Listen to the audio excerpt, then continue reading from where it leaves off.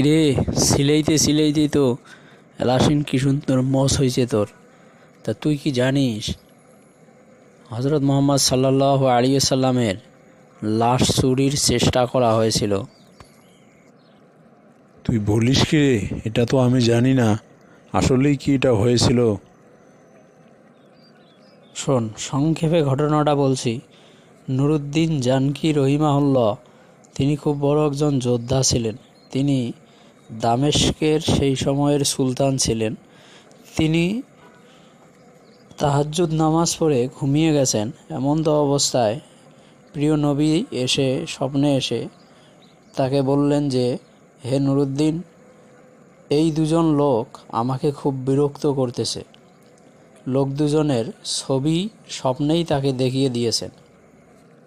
স্বপ্ন ভেঙে যাওয়ার পরে তিনি খুব ভীত অবস্থায় ঘুম থেকে জাগ্রত হয়ে তিনি চিন্তা করেছেন যে নবী তো অনেক আগেই ইন্তেকাল করেছেন, তাকে আবার কে বিরক্ত করবে।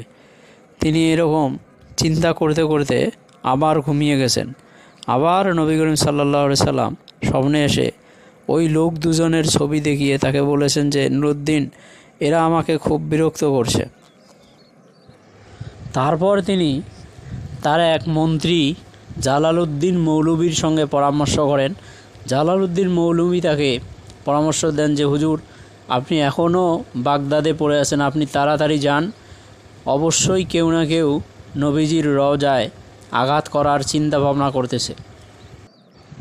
এরপর তিনি তার সেনাবাহিনী নিয়ে খুব দ্রুত মদিনায় পৌঁছেন এবং মদিনায় পৌঁছেই 2 রাকাত নামাজ আদায় করে তিনি ঘোষণা করেন যে মদিনার বাহির থেকে যারা আসবে তারা মদিনায় ঢুকতে পারবে, কিন্তু মদিনা থেকে কেউ যেন বেরিয়ে যেতে না পারে তার এই নির্দেশ তিনি তার সৈন্যদেরকে দেন। এবং তিনি একটা অ্যালার্ম জারি করেন যে আমি মদিনায় যত লোক আছে সবাইকে আমি একবেলা দাওয়াত খাওয়াবো। তার এই দাওয়াতের কথা শুনে মদিনাবাসী সবাই দাওয়াত খেতে আসলো।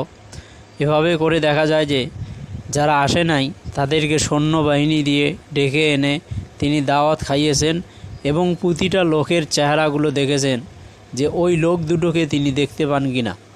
তিনি অনেক চেষ্টা করার পরেও ওই লোক দুটোকে খুঁজে পাননি। তখন তিনি অনেক পেরেশান হয়ে যান।